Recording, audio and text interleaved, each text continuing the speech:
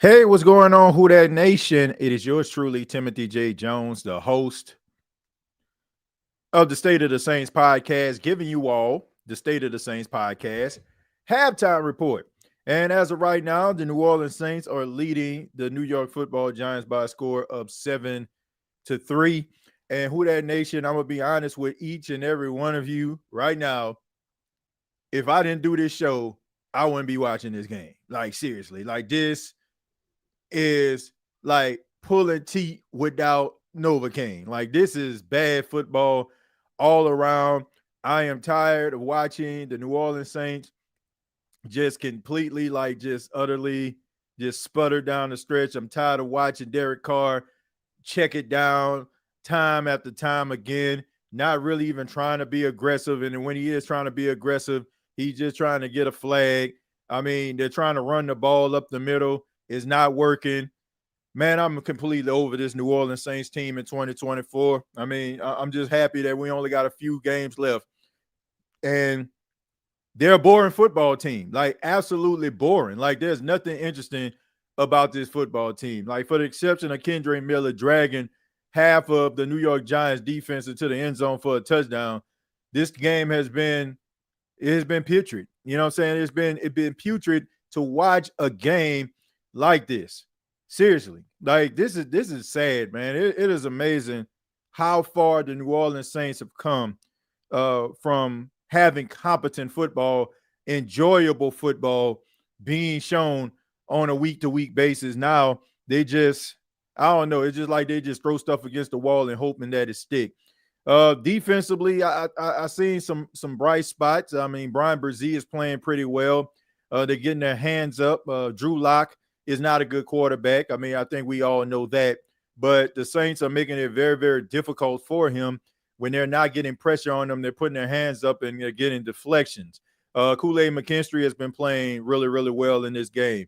You know, he has really done a good job at neutralizing Malik Neighbors. I mean, that kind of reminds you of those old LSU Alabama days when those two guys were going at it. So, I mean, they're very familiar with one another. And as I see, if this New Orleans Saints can win this football game the way that the Atlanta Falcons are looking right now, still sputtering down the stretch, I mean, you still are making this thing competitive. I mean, especially if the Vikings can actually win and you win. You know, I mean, it don't look like things are going to change too much.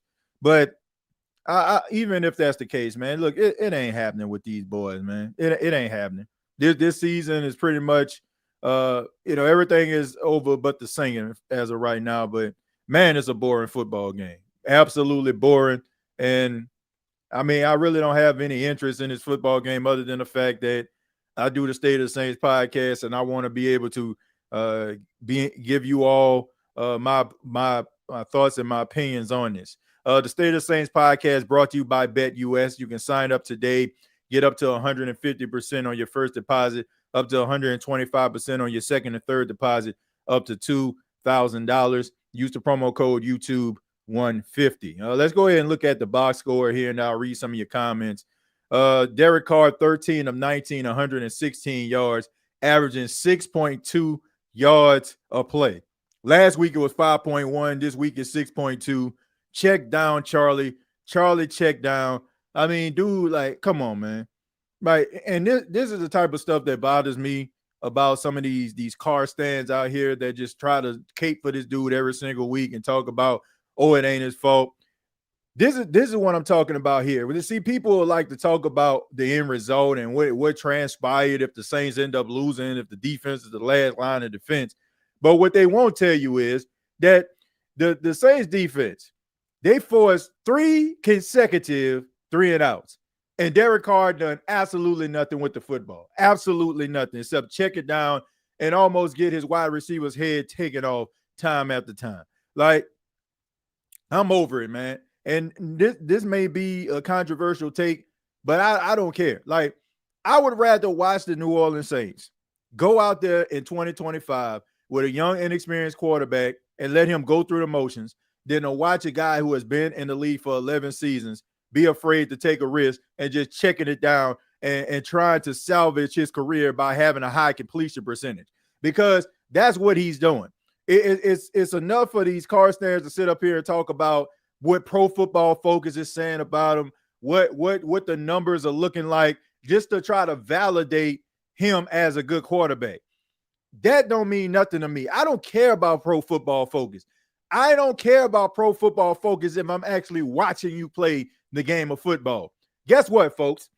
If we shoot 10 shots, and let's just say, for example, I'm shooting 10 shots underneath the rim, and you are shooting shots at the three-point line, and let's just say that we go 8 of 10. Guess what? We both going to be 80%. It doesn't matter if I'm shooting far away from you, farther away than you are, I'm still at 80%. And that's what I'm telling people. Like when you start talking about, oh, he have a 69, 70% completion percentage. So what? If you checking it down most of the time and it's going absolutely nowhere, how impressive is that? How impressive is it?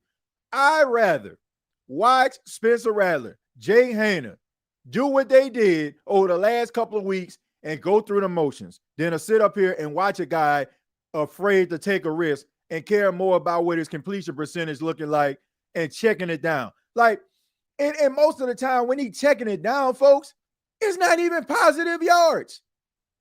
It's not even positive yards, man. He just checking it down, -2. Like that, yeah, one pass that he threw to Juwan Johnson. Juwan Johnson was 3 yards behind the line of scrimmage. It's a loss of yardage, but guess what? That goes towards his completion percentage. I'm over it. I'm over it, bro. You ain't winning nothing with that. We are wasting our time. And the New Orleans Saints front office did a piss poor job. Yes, I just said that.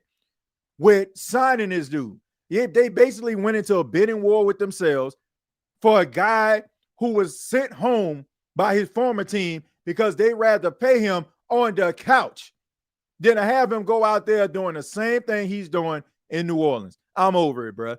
I'm just trying to get to the end of this season where we can talk about how can we make this team better. I'm not really concerned about them in a 7-3 phone booth game with the Giants, because if you look at the Giants, the things that the Giants do well, the Saints lack in. So this doesn't surprise me at all. It's not surprising that the Saints only got 7 points at this point. I'm not even looking at it. Who cares at the end of the day? The Saints not making the playoffs, folks. They not winning the division. I don't care how bad Atlanta is. Atlanta they can afford to look like trash because they did so many positive things towards the beginning of the season. They can fall behind backwards into prosperity at this point. It's between them and Tampa. So I'm not really concerned about this and what this game actually means. All I know is I'm tired of watching this nonsense every single week. Maybe you ain't got no problem with it. Maybe you got some people out here, man, he did this. Look at the numbers. Look at the stats. Like, I don't care what the stats say. If I'm watching this dude play and I know that a lot of what he's doing is not generating success, except for a deep ball to Valdez-Scantling. I mean, what are we trying to fool ourselves with, man? That's what I want to know. Why are we fooling ourselves? We know that this dude ain't making no plays. He not throwing the passes to the guys on the run. You know what I'm saying? When they're in space, in order for them to catch passes and run away, unless it's a deep ball. That's the only thing Derek Carr has going for him. He has one of the best deep balls in the NFL. Other than that, check down freaking Charlie. And there's nobody out there. There hasn't been an argument compelling enough for me to sit up here and be convinced that you about to win something with Derek Carr. Like, you're wasting my time. You're wasting your time. I watch this dude play every single game. Enough is enough. All right. Let's just leave it at that. All right. Let's go ahead and finish up like some of these stats here. All right. So Alvin Kamara, 11 carries for 27 yards, 2.5 average. Kendre Miller, 4 carries for 13 yards, had that touchdown. Valdez-Scantling, 3 catches, 35 yards. You got Alvin Kamara, 4 catches for 30 yards. Juwan Johnson, 2 catches for 25 yards. Keep in mind that was a -5-yard check down that Derek Carr threw to Juwan Johnson in the backfield. Dallin Holker got a catch. He had 1 catch for 10 yards. Foster Monroe, 1 catch for 8. Jamal Williams, man, a waste of a signing. Great guy, but a waste of a signing. 1 catch for 5 yards. Kevin Austin, 1 catch for 5 yards. Derek Carr fumbled the ball, but he was able to recover it, holding on to the ball too long, trying to wait for his wide receivers to separate, not making decisions like that. Demario Davis, 5 tackles. P. Warner, 3 tackles. Will Harris, 2, as well as Isaiah Foskey and Ugo Amadi. Brian Brzee has been busy in this game. He had 1 tackle. He has a sack and 2 pass deflections.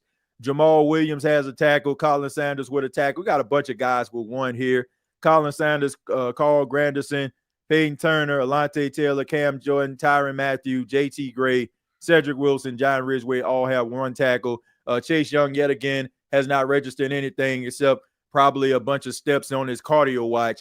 Absolutely nothing across the board here. So that's the New Orleans Saints stat line right there.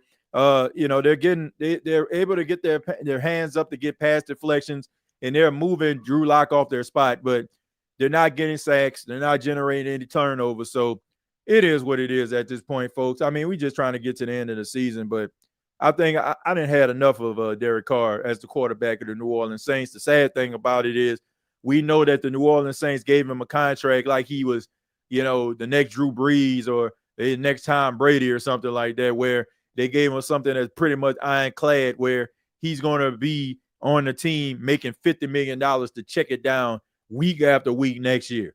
My goodness. TJ, are you doing a Rich Game draft stream next year?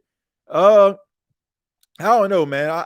I'm not sure exactly what I'm gonna do as far as the draft or what's going to be the plans for that, man. But I want to do something that's kind of different.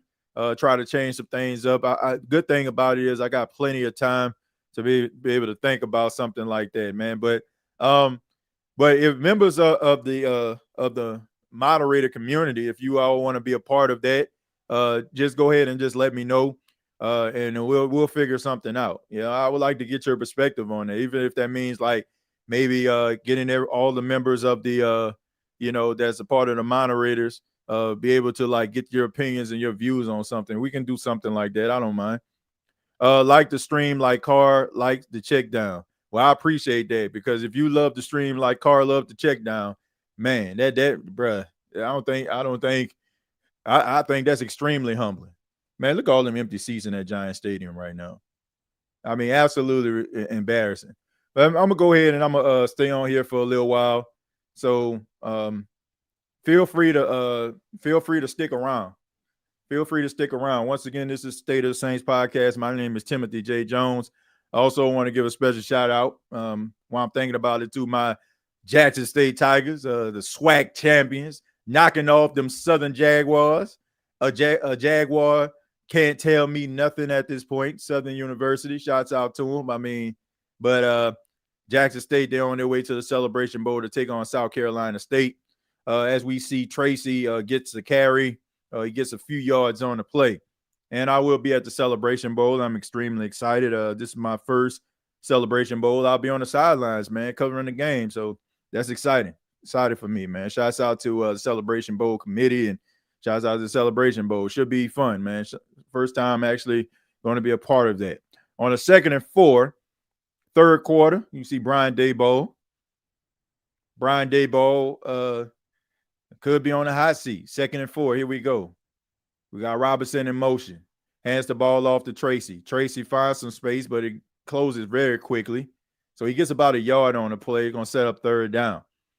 And the Saints defense has been able to get the New York Giants off the field on 3rd down. The issue is the offense hasn't been able to do anything. All right, so here we go. Drew Lock in the gun. Tracy also in the backfield. You got 3 wide receivers to the left. They hand the ball off to Tracy, and Tracy tries to fight, and he just can't get it. And you have to believe that more than likely they're going to go for it on 4th down if they did that. Tyron Matthew on the tackle there, and it looked like there's an injury to one of their offensive linemen. And I think that if that's not mistaken, it looks like John Runyon there. Very, very talented offensive lineman, long-time guy. But the offensive line of the Giants has been an issue. And this is the thing about those offensive linemen. Like sometimes, man, when you got your back turned, you got all that stuff going on behind you. And sometimes it can be friendly fire. Somebody roll up over your ankle or roll up against your leg, like that happens. you're not expecting it, and that always is a cause for a serious injury there. So let's hope that Runyon is okay there. You never want to see that, despite the fact that you may not be a fan of the team. Let's see, TJ, you're trash as a quarterback when you can't throw a receiver open. I'm just wondering, like, has anybody ever seen like Derek Carr throw a pass in a slot, like in a slant, a slant play where he just throws the ball to a wide receiver and he gets yards after the catch? It's always like he throws the ball to the receiver and that receiver really doesn't have any room to get yards after the catch. The best quality about Derek Carr is the deep ball. That's it. His deep ball is his best quality. Like if a wide receiver gets behind a defender, more than likely it's going to be a spectacular play. But other than that, Derek Carr, he ain't it, bro. He ain't it. And I think that's the biggest issue for me. Like sitting up here watching this dude just completely like just waste everybody's time. Like this is a waste of time at this point. It's a waste of time. Let's see. Garbage ain't winning for nothing, and I'm tired of watching a game where our team aren't doing play calling like this on the field. Straight up, it's completely out of line for real, for real. Look, I've been saying this to people, and I said this on X and other social media platforms. I don't think the Saints are a bad football team. You know, I kind of am very objective when it comes to the Saints. Like people saying like, "Oh, the Saints ain't good enough. Nobody wants to come here." Like they got good players. I just feel like the organization has made some really bad decisions over the last couple of years, and I just think that all is losing and not making playoffs. I just think that people just feel like this team is just so awful that nobody would want to be able to help this football team. But I said it. They play in the NFC South. This division is terrible. And you can come in and you can have some levels of success, some positive points, and you can be good enough to win this division. So if they can get a coach that can actually win some games, all the while you're trying to get this cap situation under control, like you'll be okay. You can be a contender after that. But I mean, it'll be one thing if this division was just very top heavy and you had like if it was like the AFC East with Buffalo. You know that'll be one thing. But the Saints get the ball back. Dante Pettis signals for the fair catch. And that's man, you hate to see stuff like that. I mean, you see Drew Lock on the sidelines. I mean, he's just kind of going through the motions, and I don't know, man. Just the whole New York team. You got Alvin Kamara. There was a flag on a play. I'm pretty sure it's on the Saints. Pretty sure it's on the Saints on that. And this is the first time in a long time the Saints have all of their starting offensive linemen on the field at the same time. So, okay, so it's offsides on the defense there. So pretty much a free play. So it's going to replay first down. So Brian Burns got a little bit happy on that one. Tried to jump off. Well, tried to get the jump. Tried to time the snap. He ended up getting offsides penalty. So 1st and 5. So the penalties continue, man, for the New York Football Giants. Brian Daboll, as we see on the sidelines, man, once again, job could be in jeopardy. 1st and 5, handed off to Alvin Kamara. Alvin Kamara gets a few yards on the play. Like it's going to be set up a second and manageable here. So good push for Alvin to get a couple of yards. Alvin averaging 2.5 yards a carry in this game so far. So you have to give credit to the New York Giants being able to shut down Alvin Kamara, but the Saints aren't shying away from him. And you'll hope that maybe the Saints will be able to use Kendre Miller in the second half, maybe even Jamal Williams for a carry. But it seems like they're going to give the Giants a heavy dose of Alvin on this 2nd and 1. Here we go. They hand the ball off to Alvin again. Alvin tries to fight. He gets past the line of scrimmage. So this is going to be like a 3rd and probably like a half of a yard here. So they're continuing to feed Alvin Kamara. And, Alvin Kamara, He's on his way to 1,000 yards, man. I mean, he at this point he has to be less than 100 yards away from reaching his first 1,000-yard season as a runner. And Alvin Kamara, I know everybody's seen.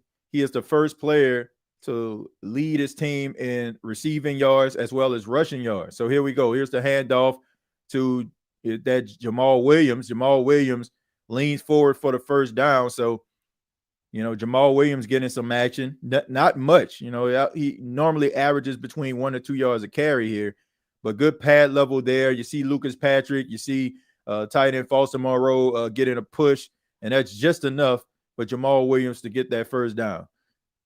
All right, so 1st and 10 for the New Orleans Saints. Ball is on the 30-yard line here, or the 31-yard line. Here's the snap. And he throws. That pass is complete. That one's to Juwan Johnson, but there is a flag on the play. There's a fumble, but it was picked up by Valdez-Scantling. He's Johnny on the spot there, but it might not even count. So we got a flag. Let's see what this says. The way Derek Carr just looked, that's the way we look every time he's playing the quarterback position. All right. We got an offsides yet again. So that play will stand. That penalty's declined. So you got yourself first down there. Biggest concern there, Juwan Johnson and ball security. You got to hold on to the ball. Josh, thank you very much for the $2. Says, suddenly the NFC North is the toughest division. Yeah. I mean, it is a tough division. And also, Alfred, thank you very much for the $4.99. Says, the slander we gave Penny, we need to give that to Ruiz. And Carr just absolutely got rocked on that play. Tried to get the ball to Kevin Austin. But let's see, the slander we give Penny, we need to give that to Ruiz. Dude is ass, excuse my language. He is getting worked so bad, and it's been that way. I said it. I said when I was talking about some of the things the Saints need to do as far as the future, is one of them was considering trading Cesar Ruiz, because I don't think he's that good. Like, he's probably top 5, top 10 guards in the NFL. But you can get better than that. Throws the ball off, another flag on the play. So Alvin Kamara tries to get up the field, but yet again, there is another flag on the play. Let's see what this one is. And he tried to, give a quick screen pass to Alvin Kamara. So that's a false start on the offense. My TV is down, so this will replay second down. So both teams are not doing themselves any favor as Darren Rizzi is getting upset, frustrated. So here we go right here. See who get the flag on. So it looked like it wasn't on the line of scrimmage there. So Tallahassee Fuaga, we have to say, is probably the bright spot of this football team when it comes to the draft. Even though Kool-Aid has been playing well, the sky's the limit for this guy. He makes a mistake, at least once a game, and he checks it down again to Jamal Williams. I mean, this man thinks it's 4th down, but in reality it's 3rd down. But I can understand all these flags. It's kind of easy for you to get confused what down it is. I mean, Derek Carr, like, he looks down the field and he's just ready to check it down. Check down Charlie is what he is. He's just checking it down. Once again, 3rd and 10 for the New Orleans Saints. Carr in the gun. You see Cedric Wilson, he was in motion, gets in his spot. Here's the snap. You get pressure. He tries the deep ball, throws it down the field, and that is intercepted. Pass intercepted. Tried to get the ball to Kevin Austin, and Hawkins picks it off. And that's why I said, man, I mean,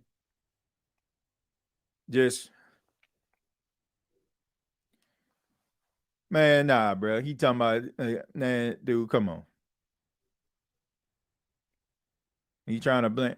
I don't know if he thought it was maybe Kevin Austin was supposed to go up the field, but even if he did, I mean, that mean that the pass was low. So I don't know.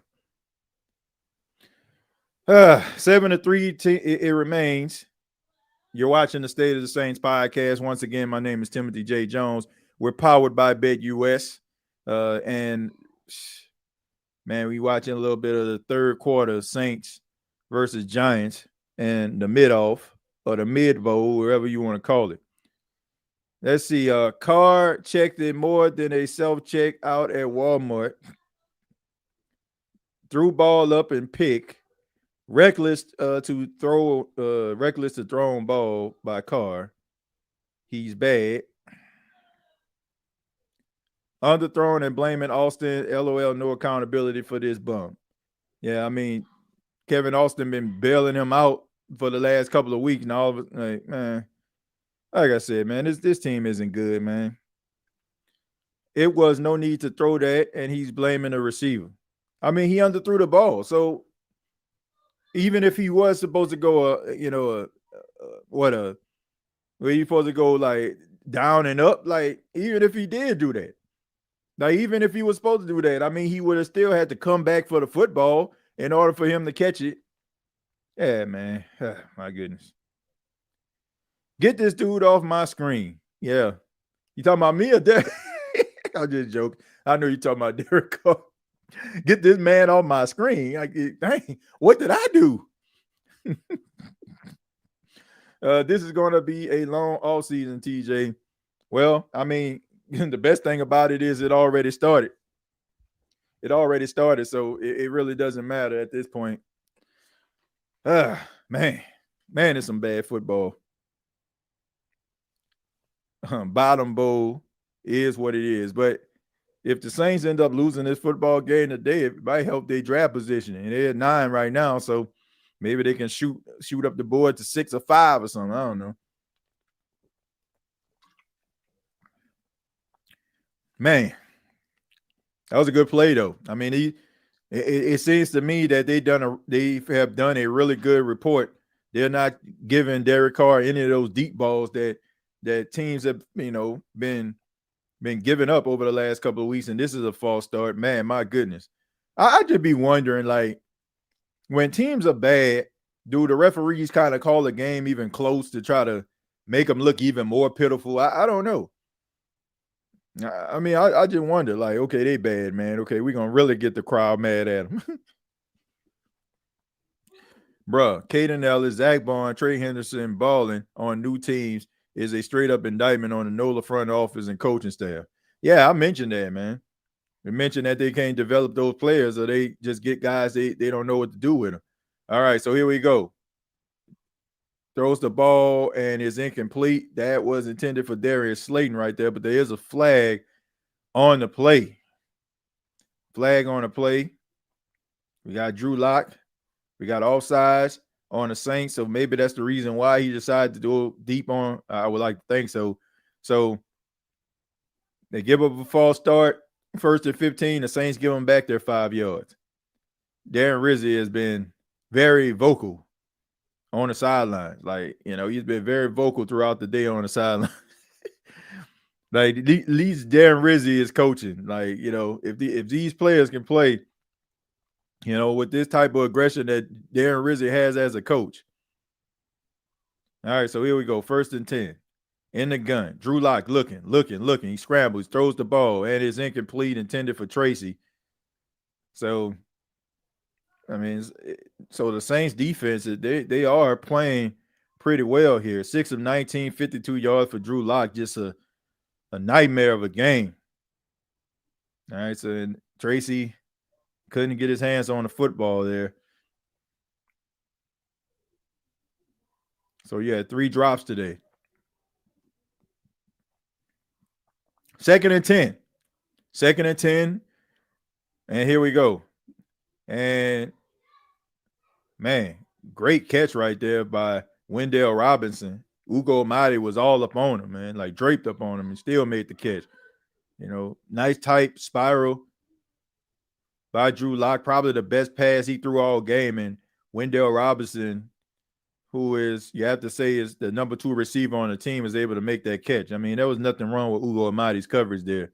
That was just a really good pass and catch. All right, so 3rd and 2 for the New York Football Giants as they trail 7-3. Of course, we know that they had a special teams play that was called back due to a hold. Could have been 10-7 at this point. Drew Lock trying to get it, and he get it off just in time. And we see and is almost intercepted by Chase Young. So Chase Young almost had himself an interception. I don't know what he was doing back there, in the in the secondary, but hey. And we see Demario Davis was able to get past Tracy right there. It's a tough matchup. And Chase Young almost got the interception, man. But that shows his athleticism. I mean, if you can just put it all together, if you can just get it all together, man, and be that as a pass rush, you'll be good. All right, so Chase Young making plays.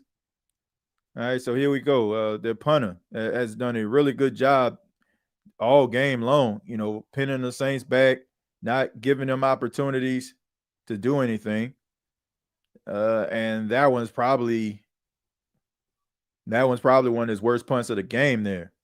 So, I mean, Chase Young had an opportunity, man. I mean, he had it, but tried to reach out to it. And, he was excited, man. He thought he had an interception. He's So, at least he's making a play, man. At least he tried to do something with it. Dan Rizzi ain't having it on their players on the field, TJ. He he gets on their butt for messing up big time. Well, you need accountability. You need accountability. I mean, when you was going at Matthew Hayball for the way that he punted the football that set up that possible kick return, which came back, he was all over him. But that just shows you that he cares, man. He's passionate about it, especially special teams. I mean, that's his baby right there. Ben Johnson would be a great head coach for us if we got him, but that's a big if. Yeah, I mean, it would be a big if, and it's not out of the realm of possibilities. I want people to understand something. Like, people keep on talking about the Bears. Why would Ben Johnson, think about this, why would Ben Johnson leave the Detroit Lions, a team that has been in football purgatory for I don't know how long? And since, if I'm not mistaken, 2017, he has been a part of the Detroit Lions organization in some capacity. This man has helped this team be like legitimize itself. And he has been one of the focal points and been one of the main reasons why they have been one of the best teams in the league for the last 2.5 years. Why would he leave the Detroit Lions and go become the head coach of their rival to basically destroy everything he built? That's like somebody on the Saints coaching staff ends up leaving and becoming the head coach of the Falcons to me. Like, it just doesn't make much sense. Like, I don't see that happening. Like, if he goes, I'm talking Ben Johnson here. If he goes anywhere, like, it probably would be like Jacksonville. Maybe if the Giants fire like Brian Daboll, or maybe Cincinnati or something like that. I can't see this dude going to the Bears, being a head coach and being the head coach of a rival team that he has been scheming and playing against for years. I just don't see it. Like, if you want to talk about Jacksonville, if you want to talk about New York, something like that, okay, cool. But I don't see him coaching no Bears. I can see Cliff Kingsbury being the next head coach. I can see him being the next head coach of the Bears because of his relationship with Caleb Williams. I can see that happening. And also, man, hey, I'm gonna throw one at y'all, man. I was actually talking to a well-respected reporter last night on X, and I was asking him about does he see the Saints having a chance of getting that Ben Johnson? And of course, he said, no, I don't see that. And I asked him, I said, well, who have you heard? Like, what name you heard? He said he heard Dan Lanning, the head coach of the Oregon Ducks. I mean, I thought that was pretty interesting. I mean, Dan Lanning was 38 years old. Oregon Ducks just won a Big Ten championship in the college football playoffs. Pretty good coach there. So, not out of the realm of possibility. Thought that one was interesting right there. Somebody that nobody's really paying that much attention to. So that one was interesting. So, that's a name that he heard. So be on the lookout for that. The Saints possibly interviewing him. Man, I don't. And I apologize if I'm not giving y'all like play-by-play, but man, this game, oh my goodness. 2nd and 18, checks it down. There it is right there. Look, I ain't even see the play, know you about checking down. Check down, check down, check down. 3rd and 12. What's this dude's stat line? Man, what is his stat line? What is his stat line right now? 16 of 24, 143 yards. This man, 24 attempts, he got 143 yards pass. I ain't even see the play. I know he checked it down. This man look up the field. If his hot read up the field ain't open, check it down. 3rd and 12. Here we go. Looking. Tries to throw the ball down the field. That one's complete to Cedric Wilson for a first down. So Cedric Wilson got his first catch of the game, probably his only catch. You know, he's primed to have at least one catch a game. And I like Cedric Wilson, man. I just think that the way that they utilize him is sad. Like, they basically just got him because he was a really good blocking wide receiver. But he's a talented guy.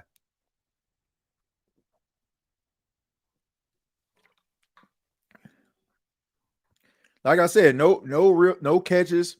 I don't know if it's the way that the offense play designs are, but you rarely ever see the Saints like wide receivers like getting yards after the catch.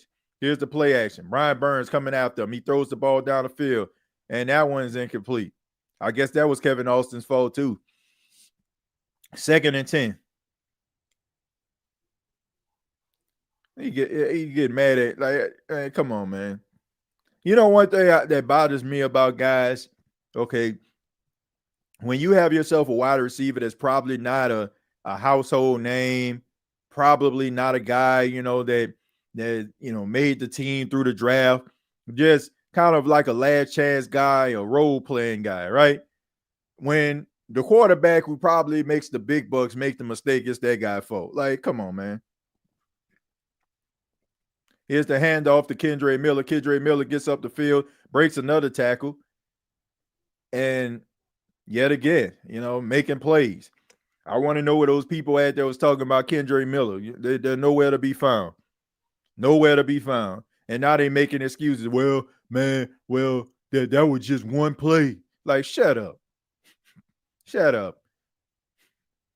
Oh, like, that's what bothers me, man. Like, if somebody proved to you that what you're saying isn't making any sense, like, there's no need for you to continue to move the goalpost. All right, so here we go. Kendre Miller, fighting for extra yards, gets the first down. So, man, that guy has something, man. Kendre Miller has something. Like, he's a talented guy, man. He's a talented back. And that's why I was saying, if he can stay healthy, you got yourself something. I mean, he takes advantage of his opportunities. I mean, he rarely ever like loses yards. All right, so 1st and 10. Juwan Johnson in motion, hands the ball off to Alvin Kamara, gets stuffed in the backfield, gets absolutely nothing. I mean, it has been a tough day for Alvin Kamara, man. It has been a very, very tough day. All right, so here we go. Sam Darnold scrambling, throws the ball down the field, and that pass is complete. The wide receiver fell on the ground, so the Vikings leading the Falcons 21-13. So the Falcons are on the verge of losing 4 consecutive games.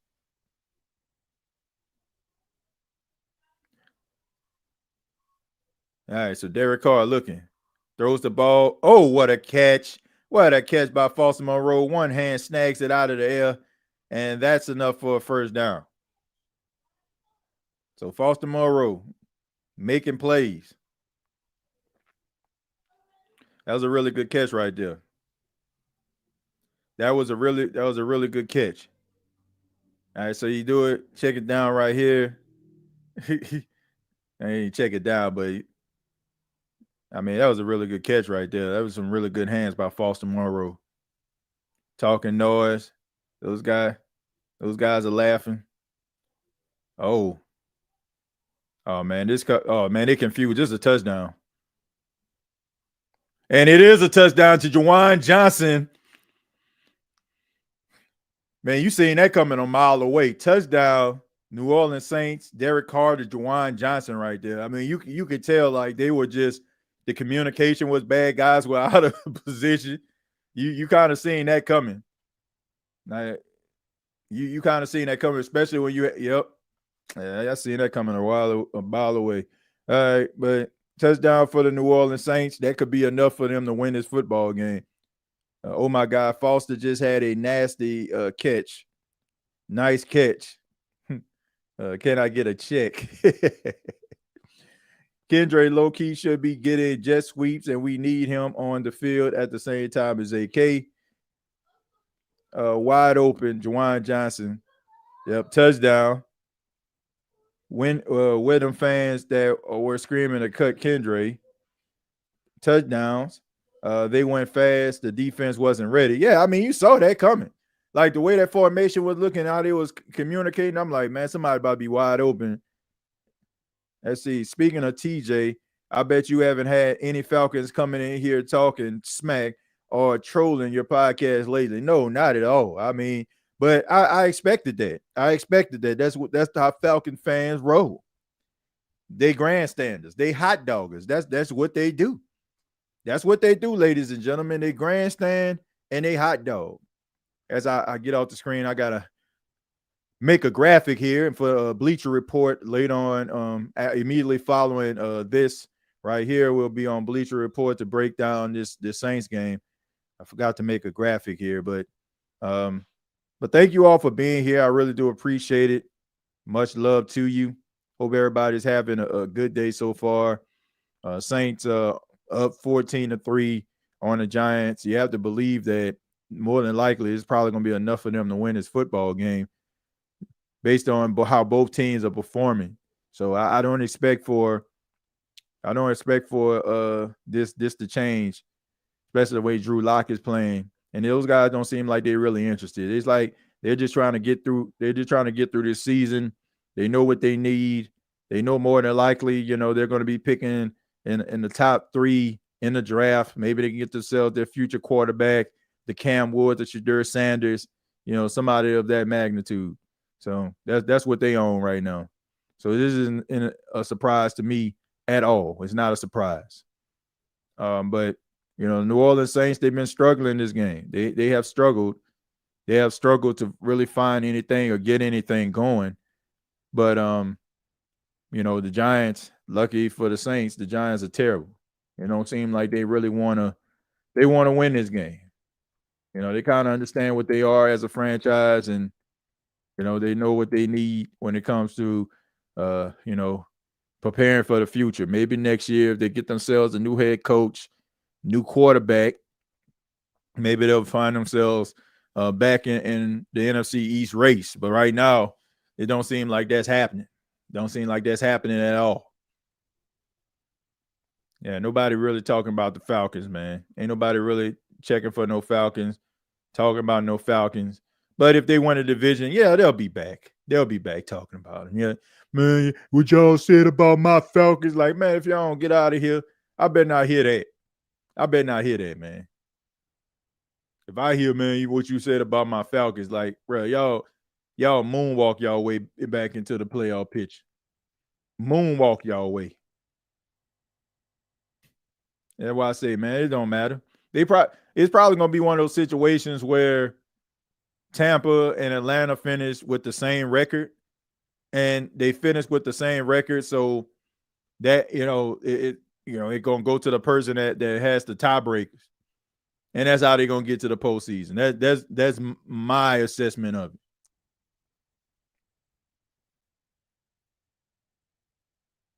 All right, 1st and 10 for the New York Giants. Drew Lock under center, hands the ball off to Tracy. Tracy gets there, fight for a couple of yards, gets a few yards on the play. I mean, I just feel bad for the Giants fans out there. That's a passionate fan base. They love their football, they love their sports, and having to endure this or any New York sports team at this stage. I mean, the Jets, Giants.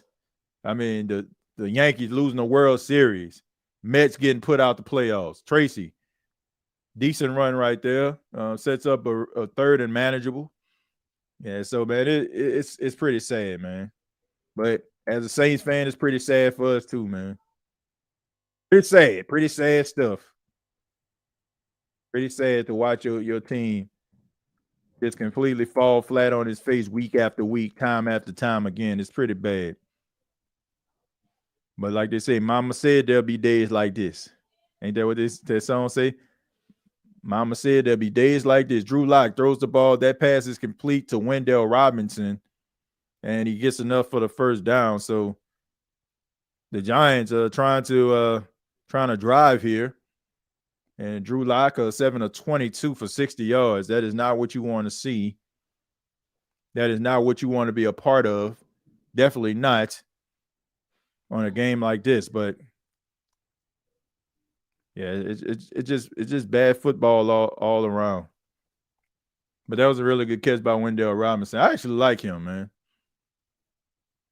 Decent wide receiver right there. Decent.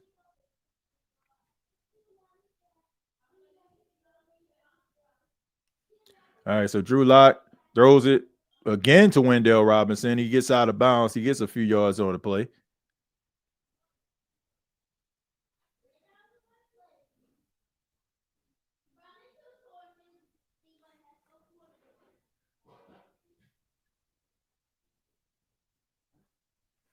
All right, so they kind of want to hurry up a little bit, use a little bit of tempo. This is a handoff to Tracy right here. Tracy gets a few yards. Yards have been tough to come by for both teams running the football today. So New Orleans Saints, who struggled last week to stop the run, trying to make up for it in this game today versus the Giants. And the Giants, I mean, I know that the Giants are terrible, but they have a really good defensive front. All right, so Drew Lock looking, and he throws it. That pass is caught by Bellinger, the tight end, so he gets a few yards on the play.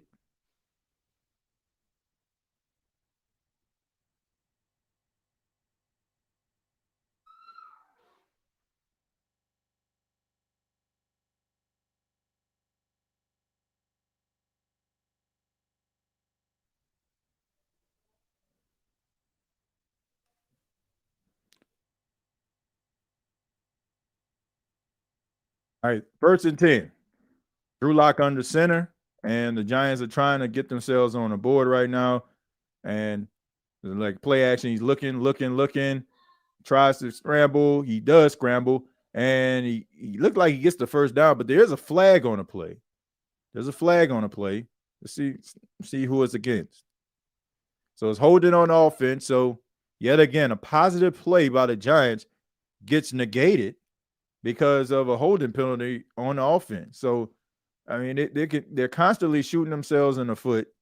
There are opportunities that they made plays, but they always seem to go back due to the offensive line holding or somebody holding. Like you're getting in your own way. But that's going to put an end to the third quarter. The Saints up right now by 11 on the New York Giants. So can the New Orleans Saints close this game? Can they close the deal? Get themselves their 5th win of the season. We'll see.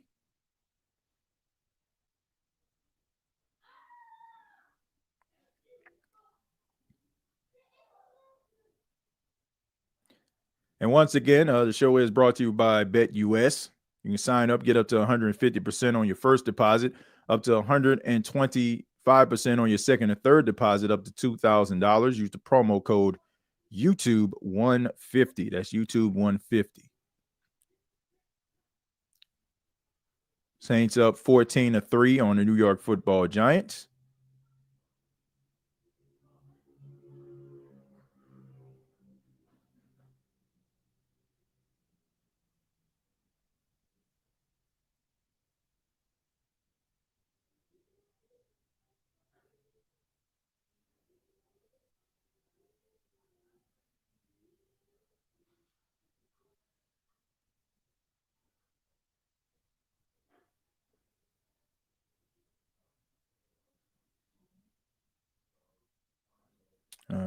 think that's pretty much it. I said I'm just behind the scenes at to do a graphic for the show immediately following this one. Saints Talk on Bleacher Report. Going to be talking a little bit about the Saints Giants game, giving our opinion on that.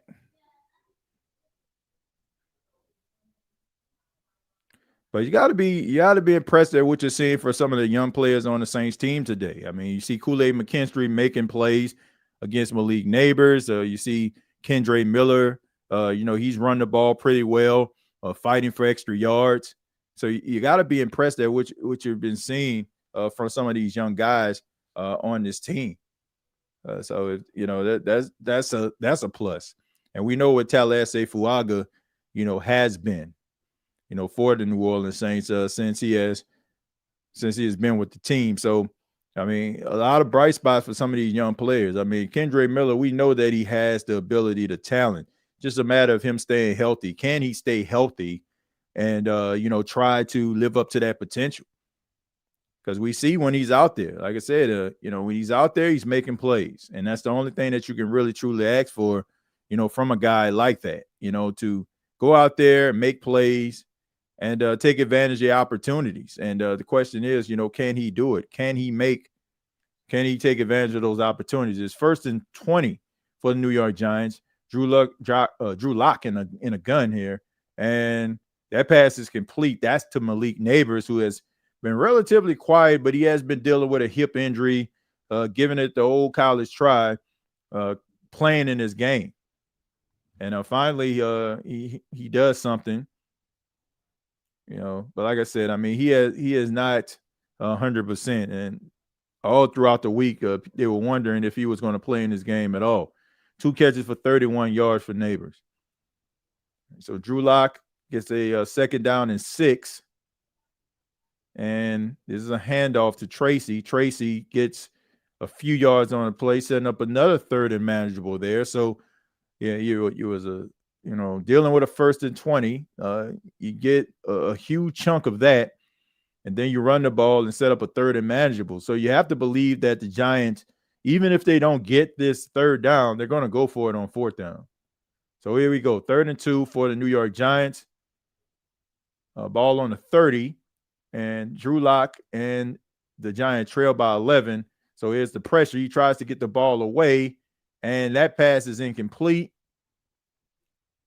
So the pressure coming right up the middle on Drew Lock, and it's 4th and 2. And it's decision time here. Are you going to kick a field goal, or are you going to go for it? So Colin Sanders and the defensive tackles getting up the middle, getting that pressure right in the face of Drew Lock.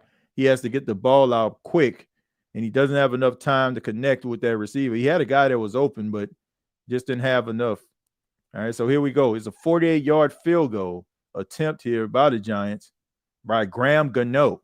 Graham Gano, longtime kicker. And snap, placement, kick on the way, and it is good. So the Giants get a little bit closer to the New Orleans Saints. Now the Saints lead is 8. So all this is now is a 1-possession football game. All right, we got an injury on the play there. Looks to be Peyton Turner, but looks like he's okay. But we got some discussion here. See what's going on with that.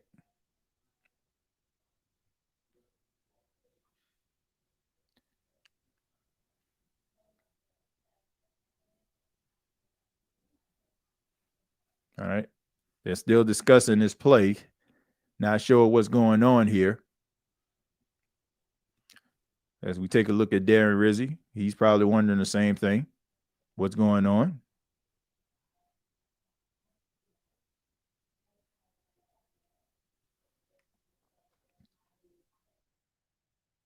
There's a long conversation here.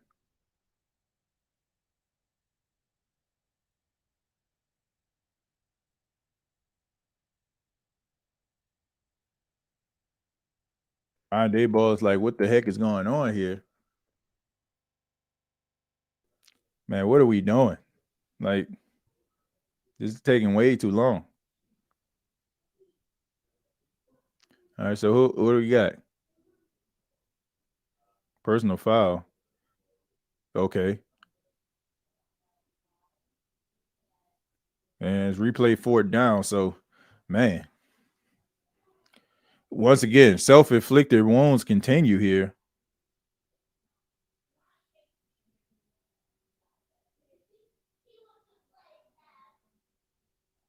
Man. Yeah, you can't do that, man. This isn't WWE right there. This completely slams this guy to the ground. And that's what happens, man, when you're a bad football team. You're undisciplined. Now Graham Gano has to go out here, kick another field goal, which is going to be a little bit longer if they decide they want to do that. I mean, just undisciplined play, undisciplined football right there. You got points on the board. So now you go from a field goal to a punt. Unbelievable.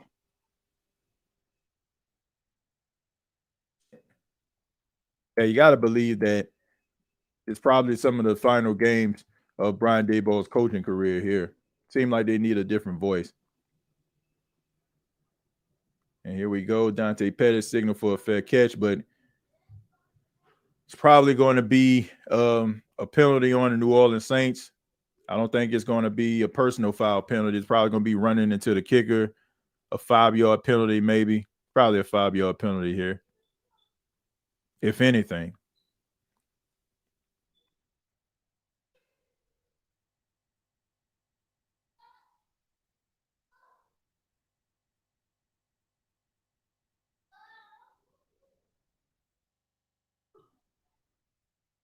Yeah, it's probably like running into the kicker. I can't see that being a. So we see Jordan Howden right there. Good flop right there by the punter, by the way.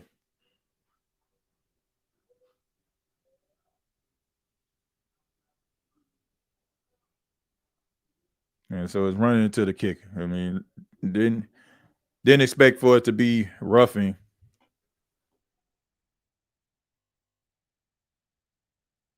Brian Daboll is just basically just losing it. Absolutely losing it. I can't blame him there. I mean, you kick a field goal. It was a one possession football game, and now due to that penalty and just a boneheaded play, just costing your team points, an opportunity to actually, be one stop away from tying this game up.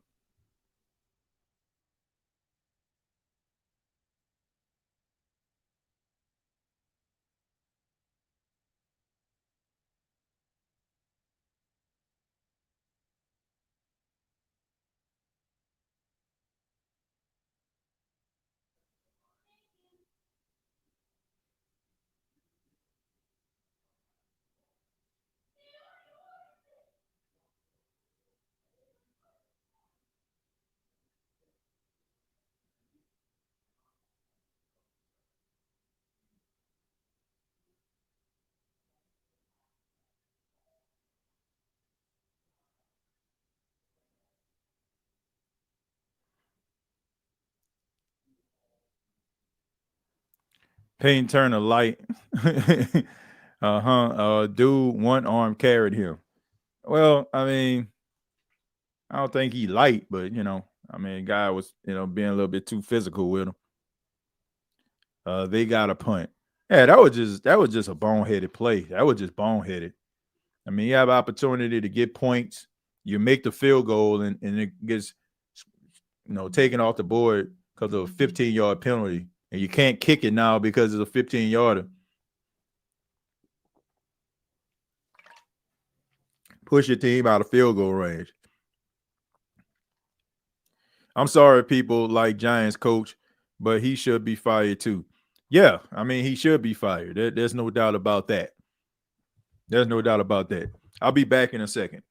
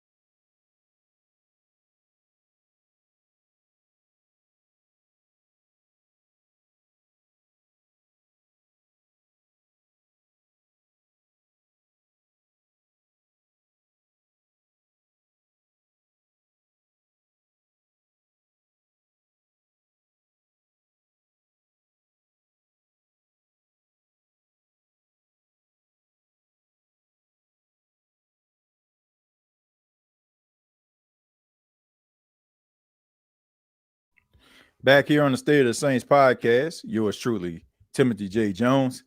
And we're just seeing a carry, Kendre Miller. And Kendre Miller, man, getting those yards, man. Getting those yards, fighting for extra yards. That's what you ought to see from a young running back. Taking advantage of the opportunities. And I think the Saints should get themselves a little heavy dose of him. It seems like he's a little bit more of the effective running back in this game, at least. And here we go. Here's the play action. Throws it. That pass is caught. Valdez-Scantling catches it in traffic. That's enough for a first down.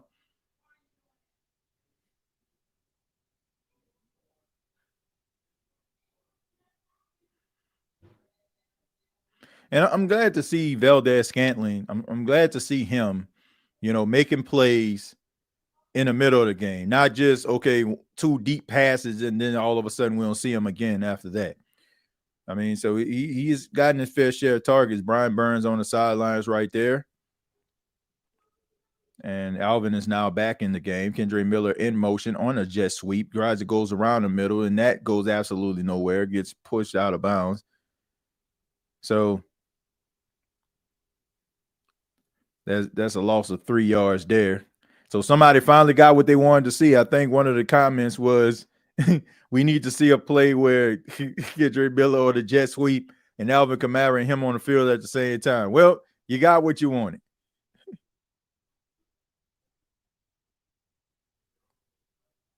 Yeah, so you got what you wanted. You asked for it and you got it. I don't know exactly who that was, but I know at the top of this podcast, somebody asked that question. All right, so 2nd and 13. Clint Kubiak, offensive coordinator of the Saints. I don't know if it's just a bad. That's Hawkins, who had the interception earlier out of Old Dominion. Talented guy right there, man. Got opportunity to kind of check him out when he was at Old Dominion. Pretty talented dude. Got a really good wingspan. TJ Atlanta is getting scorched by Addison and Jefferson. That's no surprise right there. That's no surprise. It's no surprise that the Atlanta Falcons are losing, and it is no surprise. I don't even know what to say at this point. I mean, they're just a bad football team. It looked like the Tampa Bay Buccaneers. Or at the end of the day, if I'm not mistaken, I think they beating the Las Vegas Raiders. So if you beating the Raiders and they beat the Raiders, then guess what? Guess what, folks? That means that the Tampa Bay Buccaneers going to be leading the division after the Atlanta Falcons. I mean, basically we had like a 2 or 3 game lead in the division. You have to call that a collapse. And I don't know what the heck that was. I don't know what he was thinking with that one. That was not getting through. That was not getting through.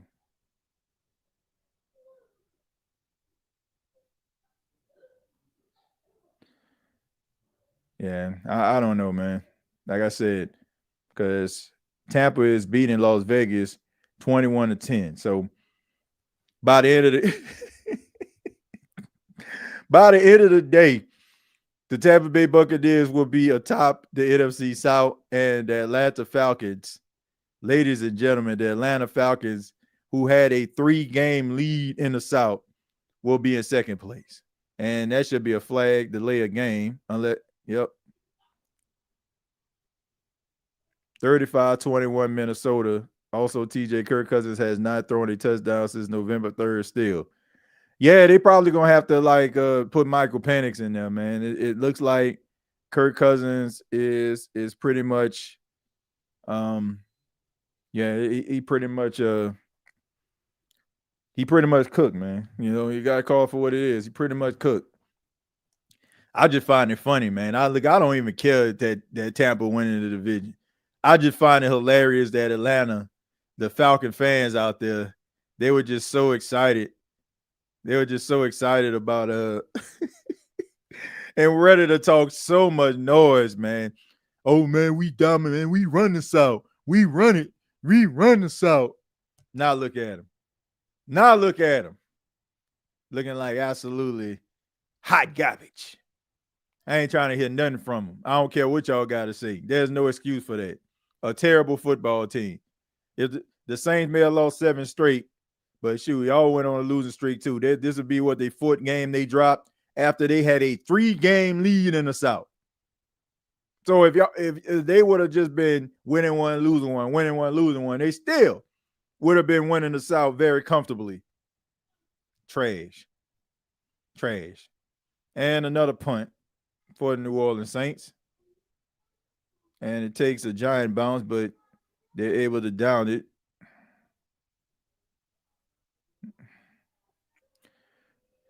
Yeah, folks. I mean, this is not a good football game.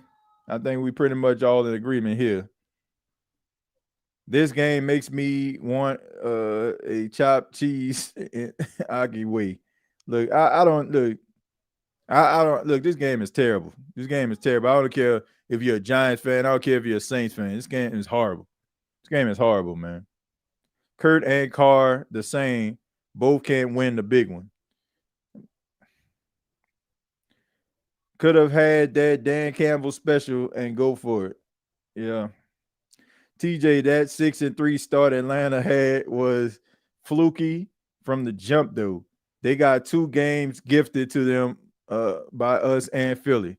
Yeah, I mean, I said it. I said the Falcons are the luckiest team in football, and they argued me down.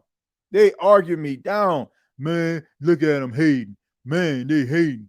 I'm like, dude, I'm telling y'all, they just got the ball bouncing their way. I'm like, they just got some really good bounces. I'm like, this is not an indicator of what this team actually is. I'm like, they just lucky. And people are saying that I was hating. I was like, okay, cool. I'm cool with it. Because I knew. I'm like, they're not winning games because they're just leaps and bounds better than the other team. Sometimes it's good to be good, but sometimes you know, teams that are going winning streaks, the ball bounces their way. That wasn't hating. That was just a reality. But hey, what do I know? TJ, like for real, I pray to God we draft a quarterback. Like, I can't sit here and watch this anymore. Like, I don't care who it is. It can be someone from Mars. Just draft a quarterback, please. Yeah, I'm over it, man. I'm over it. Look at the Falcons now. They so want to hear you, TJ. Look, I don't know, man. I'm over it, man. I already said it. Like, they didn't want to hear because they wanted people to give them credit and their respect for this, that, and the third. You know, but man, come on, man. Like, they wasn't that good in the first place. Since when did facts become hating? I was saying it was a lucky team, and then they was like, man, look, because the Saints were losing. But I'm telling you, man, like, I don't even roll like that. Like, if I say something and it don't come into fruition, I'm not going to like downgrade what you're doing if I see that it works. Like, if they were going out there, they were playing fundamental football and they were winning, I'd be like, okay, man, look, they looking good this season. They looking like, you know what I'm saying, they looking real good. But I'm like, they winning by luck. Saquon, like, think about this. Think about how great Saquon Barkley is playing right now. Saquon Barkley on the goal line. A wide open pass. Jalen Hurts threw to him on the goal line and he dropped it. Yeah, and he dropped it. And I'm like, what are the chances of that happening? As great as this dude been playing all season, that happens. I mean, Yahweh cool. Like, he kicks a 57-yard field goal to beat the Saints. As I'm looking at Kirk Cousins, Jordan Addison, the boys running these boys about their own out their stadium. So basically, you know, Kirk Cousins just proving the Minnesota Vikings organization right. But anyway, you know, like, Yahweh Koo kicked a 57-yard field goal, and he's like, since then, can't hit the back of a barn door more so than not. So my thing is, I'm like, come on, what are we doing? What are we doing here? The Rams game would have made the race interesting, but the Falcons knew this dip was coming. Yeah, I mean, think about this, okay? If the Saints would have won today, They would have been 6-7. Think about this. They would have been at 6-7. They would have had the same identical. If they would have won last week, right? And they would have won today, they would have had the same record as the Falcons. So it would have been a 3-way tie. And you still had a game in which you had to play Tampa. You're talking about a screw up, man. So now it's like,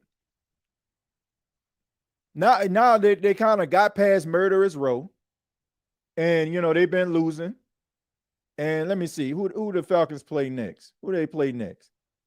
Because I'm pretty sure, like, next week they'll probably absolve their issues. Who they play? Okay, so they play the Raiders. Come on, man. Then they play the Giants. So they can win like two straight games here. So they can win 2 straight games against the Giants and the Raiders. So that right there would have, could have helped you out tremendously if you would have won the football game last week and won this week. This would have helped you. But instead, now, they got past that murderous row of games that they have to play, and now they play 2 bottom feeders before they have to play the Commanders and the Panthers. Even though the Panthers, that's not a cakewalk game. I don't care. That's not a cakewalk game. But man, you pretty much had an opportunity, man, to make this thing interesting. Now it's just like it's pretty much over, man. It's pretty much over. Because at worst, I mean, unless they like lose down the stretch or something like that, and they lose 3 out of their next 4, like, and even with that, like, I don't know, they would have to like not win another game almost, or probably like win like one of their next. How many more games they got after this one? Like 3? Let me see. 1, 2, 3, 4. So they would have to lose a couple of more games. So you really had the opportunity to make this thing interesting, and you didn't. I love my Saints. I want to keep everything but Carr, upgrade my roster, save me some money, and keep Rizzi. I'm good. Yeah, I mean, look, I'm not. I ain't got nothing against Rizzi, man, but I just think they need a different voice. I think they just need to turn the page and get somebody that's going to put this team in the right direction. I think when it comes to energy, man, that boy got destroyed. Yeah, it's Colin Sanders right there. That's a big man, 330 pounds right there, coming at you like a Tomahawk cruise missile. Man, I know that hurt. If you ever seen like Colin Sanders in person, man, I mean, the dude he's short. He like maybe like 6 feet, 6'1", but he like real like wide like a refrigerator, man. Drew Lock trying to scramble, throws it, and that's almost intercepted. The Mario Davis in coverage right there. So, 3rd and 18. TJ, how do you feel about us navigating the draft if we stay at the 9th pick? I think that they can find something good. I think they can find something good with the 9th pick. I do. I feel like they can find something. But I think, here's the thing. Whatever the Saints decide to do with that pick, I can't get upset. I mean, they need so much help at almost every position, let's just say. Bellinger gets a few yards on the play, but that's going to set up a 4th down, and more than likely they're probably going to go for it. Yeah, but I don't know, man. I mean, they need so much help at several positions. Would y'all take Kirk Cousins over Derek Carr? I would. I would, because you ain't about to win nothing with neither one of them. You know what I'm saying? So it's like, what am I? Am I taking a green apple for a red apple? It's still an apple at the end of the day. So there is no difference, if you ask me. No, there is no difference.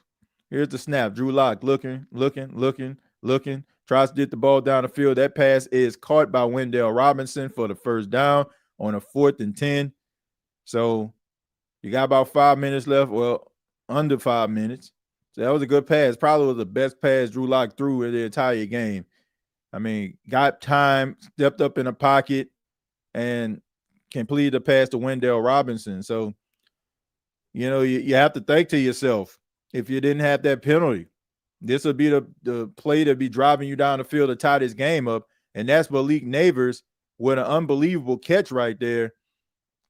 And that pass is caught on Kool-Aid McKinstry right there. That's a 1st and goal. So Malik Neighbors goes up and catches the pass. That's Alabama on LSU right there. I mean, how many battles have those two guys had in college? All right, so here we go. Drew Lock trying to do a little quarterback sneak. And looks like they wave it off. And the Saints called the timeout. Luckily they did, because that would have been a touchdown.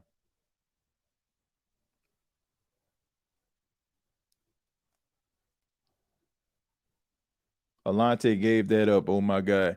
Well, I haven't heard, like, to be fair, Alante Taylor's name hasn't been called very often today. And this is what I'm saying. Like, we don't pay, like, to me, I'm not gonna sit up here and criticize guys, because this is what we do. When it's crunch time and we start to see guys, and then all of a sudden, like, the opposition makes a catch, we start like talking about guys. I'm talking about, like, let's take a look at the totality of the game. I haven't heard his name mentioned, or not too many plays went his way. So I don't know, man. And this is the type of stuff I be talking about here.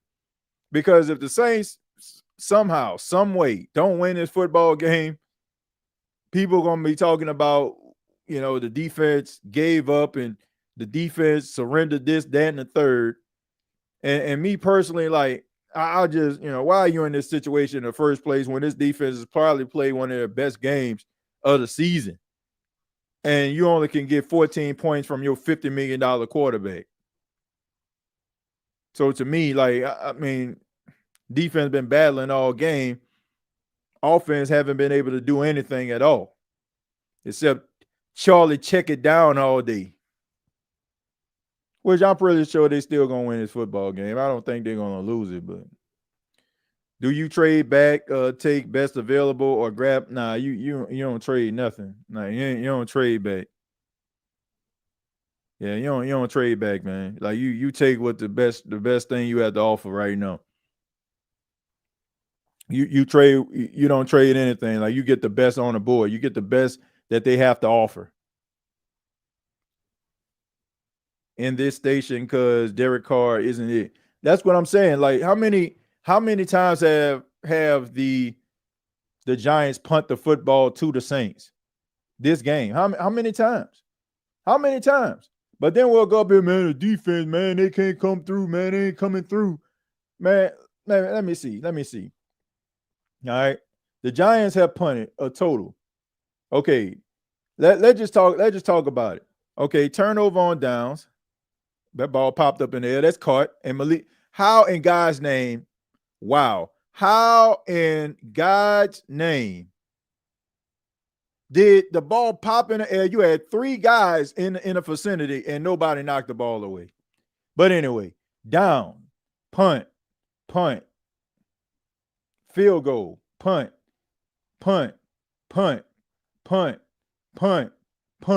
So they are punting 1, 2, 3, 4, 5, 6 on 6 possessions, 6 straight possessions. They have punted the football. And you only were able to manage 14 points. But that's what they'll tell you. They'll tell you, man, the defense, man, look what they just did. Look what they just did. Like, yes, that is absolutely boneheaded. But why are we even having this conversation?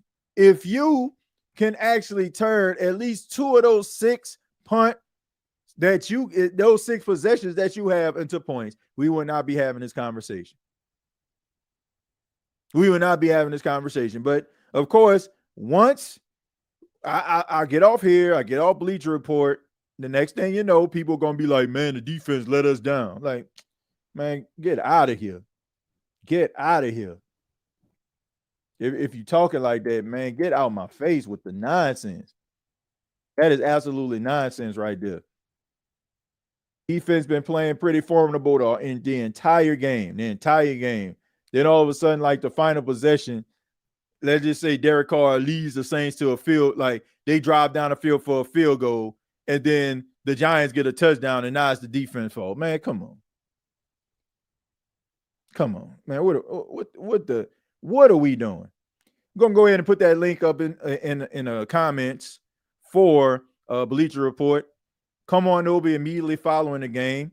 Thank you so much for tuning in. We are brought to you empowered by BETUS. The Saints were a 5-point favorite going into this game. So right now the Giants are down by only 3 points, and you know if they can get themselves a 3 and out or force the Saints to punt on this drive, then they can get the ball back with a chance to tie the game with a field goal or score a touchdown to win the game. So they just standing there watching the ball. How you got 3 guys around there? There's no way on God's green earth that guy should have caught that pass and pulled it into the end zone. TJ, do we have the capital to get Shadur? No, I don't think so. You probably have to give something up for that, and I don't see that happening. I don't see that happening. I don't see Mickey Loomis being that aggressive like that to try to acquire. Clint Kubiak play calling is trash. Correction. Clint Kubiak's second half play calling is trash. Let's make that clear. First half, he's good more times than not. Second half, he can't make adjustments. All right, so here we go. And this will not be returned. It would take a knee. Kendre Miller taking a knee right there. So here we go. New Orleans Saints got a chance to drive down the field, put some points on the board, or they can go down the field, and punt the ball. Either or. Here we go. 1-score games. 1-4 for the Saints, 1-6 for the Giants. Like a big man on top of a weak roof, something has got to give here, folks. Somebody is about to be, 2-6? I mean, 2-7 or 2-5. Okay, here we go. And that pass is incomplete right there. He tried to get that to Valdez-Scantling. So Derek Carr, ball kind of sailed in the air right there, trying to get the ball to Valdez. That's on a second down. So this brings up 2nd and 10. 4 minutes, 6 seconds left for the New Orleans Saints. Rough season for the New Orleans Saints, 4-8, trying to get their 5th win of the season. They said it was the injuries.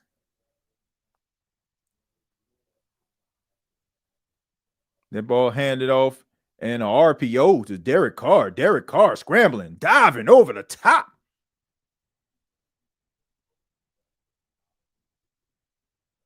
And that's not what you want to see. Derek Carr tries to dive over the top and knocks himself out. Wow.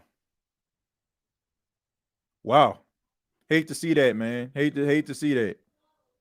Hate to see that right there. Hate to see that, man.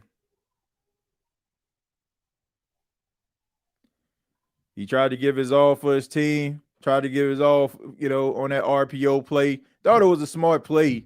Definitely didn't see it coming. He tries to dive over the top, go straight Superman off in this thing, and just, I mean, I don't know exactly what happened here. It looked like, did he hurt his shoulder or did he hurt his head? Let me see here. Ooh. I mean, okay, so he falls face first to the concrete there. And I'm not too sure, man. I don't know if it's I mean, and it looked like it's his shoulder right there. Maybe, yeah, he tried to brace his fall and ugh. Oh man. Yeah. That looked like a rotator cuff injury right there. Like maybe he separated his shoulder right there.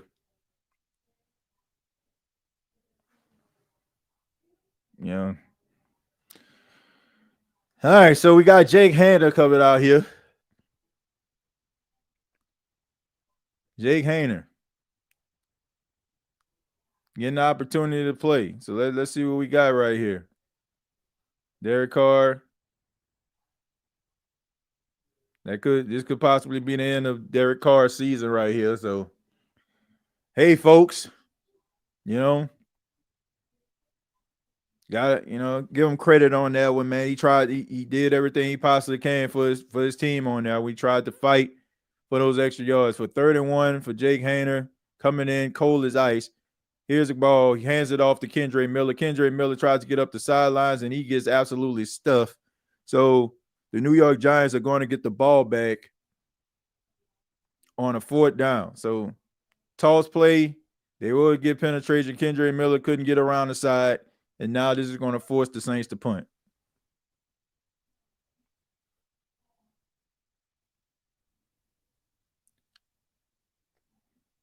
I'm not even going to like. I know what some people are thinking. I know what some people are going to say. Why wasn't Alvin Kamara in the game for that play? No. Like Kendre Miller has been running really well in this game. Good enough for me to understand he could have been in the game for that play. So if it would have worked, he would have looked like a genius, or we would have been like, oh man, Kendre, bro. Like it don't work, and all of a sudden we looking for AK. No. Like Kendre Miller has been running the ball a little bit better, if you ask me, in this game at least. So I'm not even going to. No, I'm not going to do that. I am not going to do that, folks. That'd be one of them things. Like, man, like that was a great play if it worked. Then, man, what are we doing if it don't? Nah. I thought that was look. Kendre Miller deserved to be in that spot the way he's running today. The way he was running today, he deserves to be in this spot. But anyway, 20 of 31, 219 yards. Then you got Drew Lock, 17 of 35. So defense is going to have to make a play here. You're going to have to make a play. All right, so here we go. Throws. Tries to grab him. Drew Lock. I don't know why Drew Lock just if he runs like straight line, he'll get a first down. It's like he runs to where the traffic is or something. Like if you just run up the field, you'll get yourself a first down. I don't understand. I don't understand the angle here. But anyway, 2nd and 7. Drew Lock in a gun, looking, throws the ball, and a player falls down there. And you got Malik Neighbors, and now Malik Neighbors looks like he's shaking up. And you definitely don't want to see that. Bro, he's able to get up. So he looked like he was a little bit shaken up when they turned. So, he's playing through that plane of that hip flexor. So it looked like, he probably would have had himself a completion there. But he wasn't able to turn around. So Malik Neighbors playing through the pain here. If you're the Saints, man, you got to be able to get this stop. You got to be able to get the ball back to your offense. All right, so you get to pressure. He throws it. That pass is caught. Darius Slayton for the first down. So right now, Drew Lock is wheeling and dealing here. He's wheeling and dealing. He's getting the ball down the field. The pressure doesn't seem to be bothering him as much. He's able to stand strong in the pocket, knows he's more than likely going to take a hit. But he's getting that ball to those players.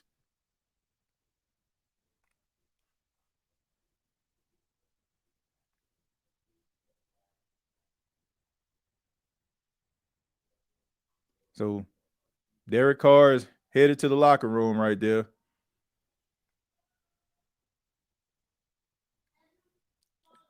And no, man, this got to be a flag here. Unless somebody called the timeout. And did they get a timeout? No, it is a flag.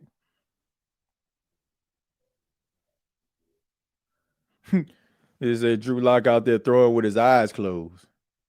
Yeah, I mean, but he's connecting.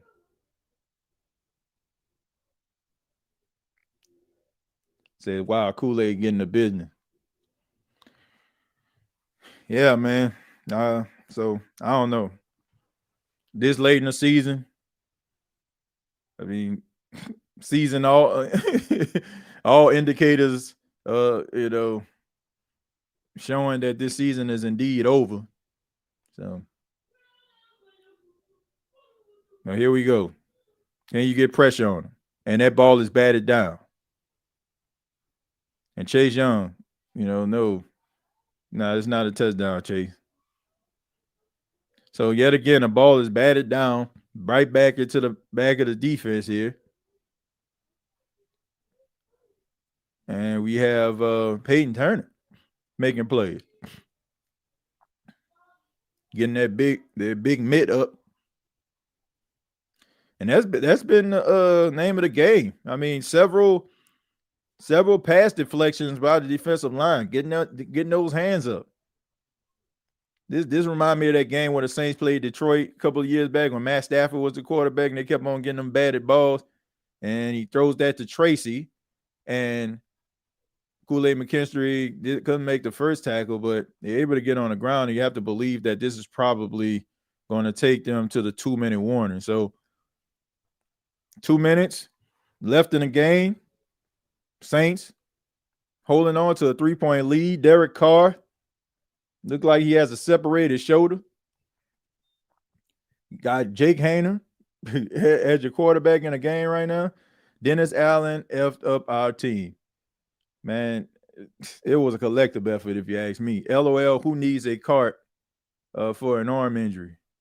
Yeah, nobody need. I don't think you need a cart for that. You can walk yourself into the. If Kool-Aid turns around, he would have an interception. Man, I'm not gonna beat up on the dude, man. I think he played relatively well, throughout the game. Give up some plays, man, but that's Malik Neighbors over there. It's not like it's just some chopped liver that he going up against. TJ, I hate to say it, but Carr just played his last snap as a Saint. You say you hate to say it.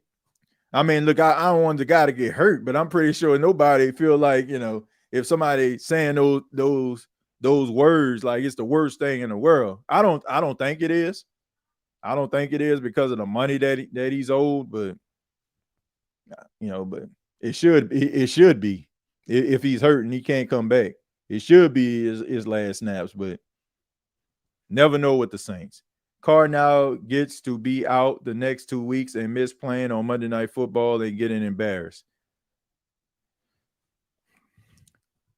Now, if some of you been talking about, draft positioning and you want to see the Saints not win the game and all that, I mean, this could be a sign that you might end up getting what you want. Because if you're going with Spencer Rattler or you're going with you're going with Jake Haener, that just completely like raises your chances of picking in the top 5, So Saints can possibly not win another game for the rest of the season with one of those two young players being the quarterback of the team. So there we go. I already read that. Chase been getting some pressure lately. Church of Chicken Birds getting mollywopped by the Vikes. Yeah, I mean, you win this football game right here. I mean, it gives you 5 victories, but I mean, if check down Charlie, I mean, one thing about, Derek Carr, he's not going to put the ball into harm's way. Probably not going to get you what you need anyway. But, I guess he's the more secure quarterback out of the 3. So if he can't come back, then more than likely, you're probably not going to win another game this season if you can win this one. And if the Giants end up winning, now we're going to have the Carr stance like, what if Derek Carr would have stayed in the game? If Derek Carr was playing, if Derek Carr would have played on the last drive, he would have drove down the field for a field goal. Man. Carr was on the ground trying to decide what injury he had. He first grabbed his groin, then gets up, and it's an arm injury. Well, I ain't gonna lie to you, man. That looked pretty nasty the way his arm. Like at first I thought like maybe he concussed himself until I like seeing like, okay, he kind of reached his hand out to break his fall, but I don't know, man. I don't know. You never know these days. All right, so Carl Granderson, and he tries to throw the ball, and that's intercepted. And Demario Davis goes to Amazon and buys himself some hands. Wait a minute. Nobody touched him. He's not down. And that's at the 10. That's at the 5. And that, ladies and gentlemen, is a pick 6 shorty. Because I don't think anybody touched him. Unless he gave himself up. Maybe that's what they're saying.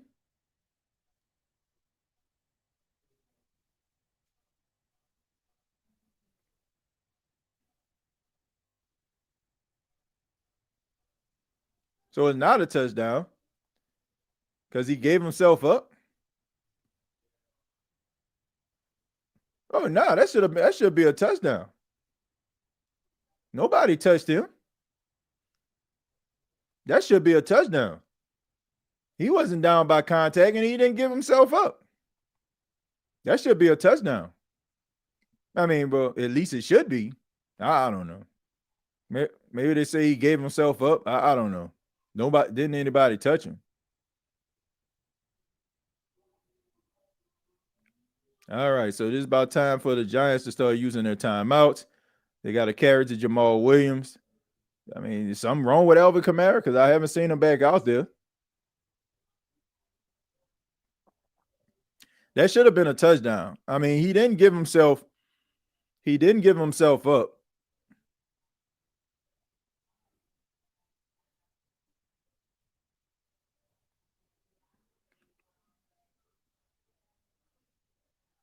All right, so here we go. Alvin Kamara back in the game.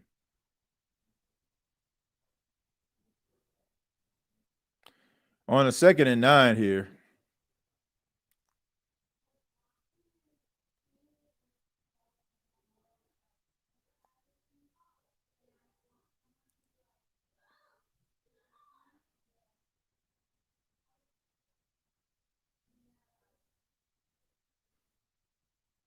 And Jake Hader just takes a ridiculous sack.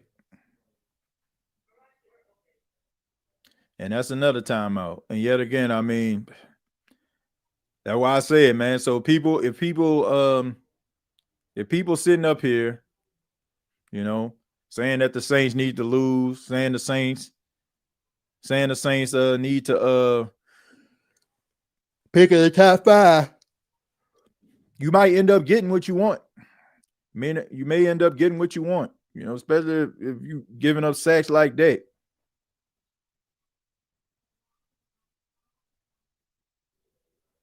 And this is one of those. This is the reason why, you know, teams go out here and they get these veteran quarterbacks.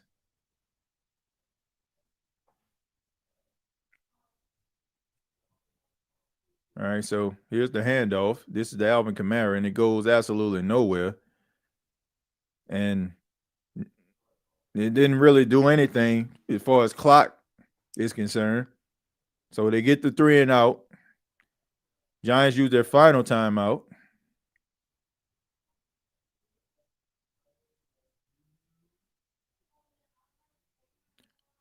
Or they say evaluate for concussion and hand. So he ended up concussing himself and hurting his arm.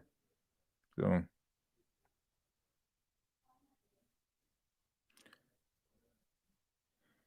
all right, so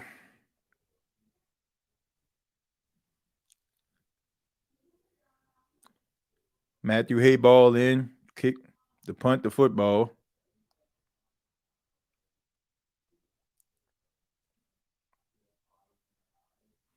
And that ball puts it up in the air. It could be returnable, and it is. And he gets around the side. He gets a few yards on the play. So I want to say he got to the 27. So 1st and 10 for the Giants with 1 minute and 21 seconds left. The Saints defense is going to have to make a stop. Worst case scenario, don't give up a big touchdown play.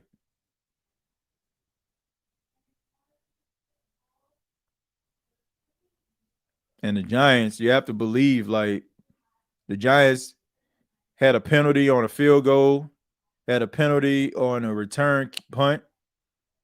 So 10 points off the board. They should have 21. The Saints should be trying to drive down the field to try to tie the game up against them. And that ball is caught by Tracy. Tracy breaks a couple tackles there, and he gets the ball to the 40-yard line. but the Giants are going to have to hurry up. They're going to have to hurry up. All right. Trying to set it up for Graham Gano to kick a field goal to possibly bring this thing into overtime. Gets the pressure, gets around there. Drew Lock, and that pass is incomplete.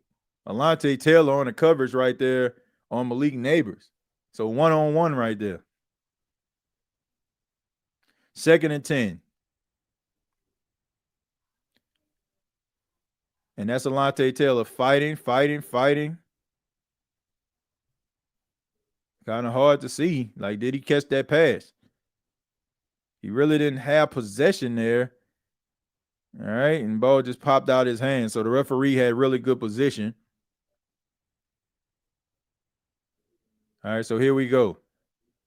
Ball pops in the air.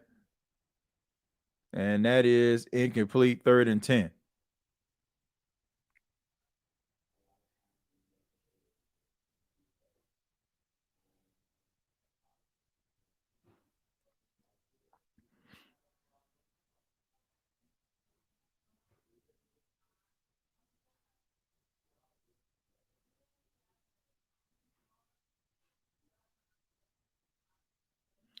All right, so here we go. 3rd and 10.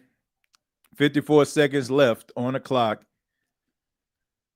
Drew Lock and the Giants are trying to tie or win this football game. They're fighting, they throw, and that pass is incomplete, intended for Wendell Robinson. He's looking for a flag, won't get one. So here we go, 4th and 10. The final could be possibly the final play of the game for the New York Giants. Wendell Robinson tried to find a soft spot, but you have to get credit right there. Ugo Amadi continued to fight. And Drew Lock's hand gets hit right there on that pass. And he thinks he's going to get a flag, didn't get one. So this is the final play of the game. 1 and 3 on 4th down conversions in this game so far. Here we go. We get pressure. Steps up, runs, scrambles, gets 1st down and more around the side. Drew Lock. And gets a big, huge gain and then able to get out of bounds with 41 seconds left on the clock.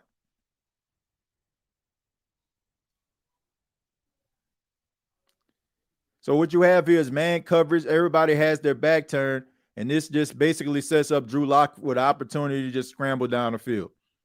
So nobody was in to see that a guy who has been scrambling the entire game to put a spy on him to make sure that he doesn't scramble out of the pocket.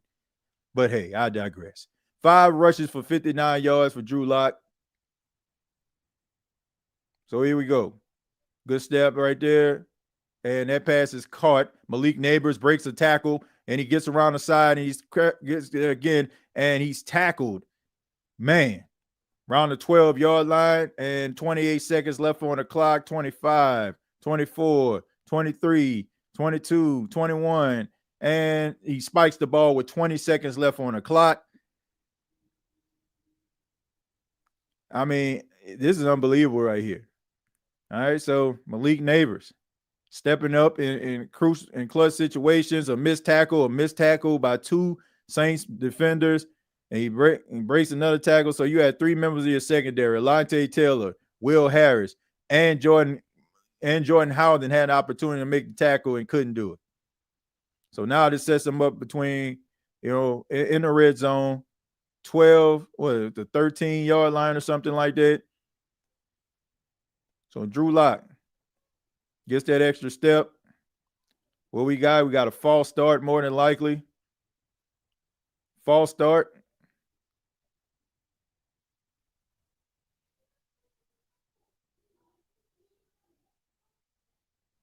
Got a false start. So this is going to be a 2nd and 15.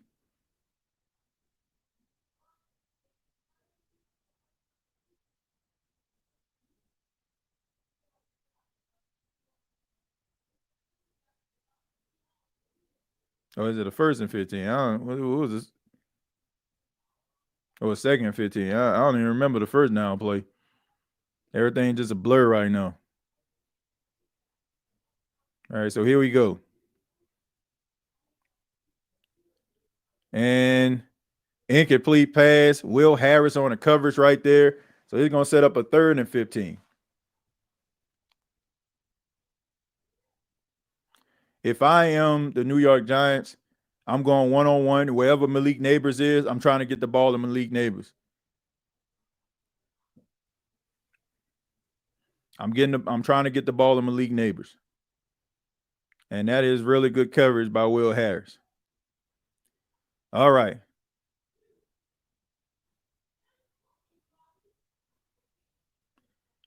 All right, so 3rd and 15. Here we go. Gets the pressure, tries to throw the ball up high to Malik Neighbors. Darius Slayton. So this is a 4th and 15. So you're going to kick a field goal right here, and it's going to set up overtime. In the mid-off. All right, so here we go. The Saints need to make a play right here. Saints need to make a play right here. I'm gonna go out on a limb. I'm gonna go out on a limb. I'm gonna say that the New Orleans Saints are gonna. Okay, there we go.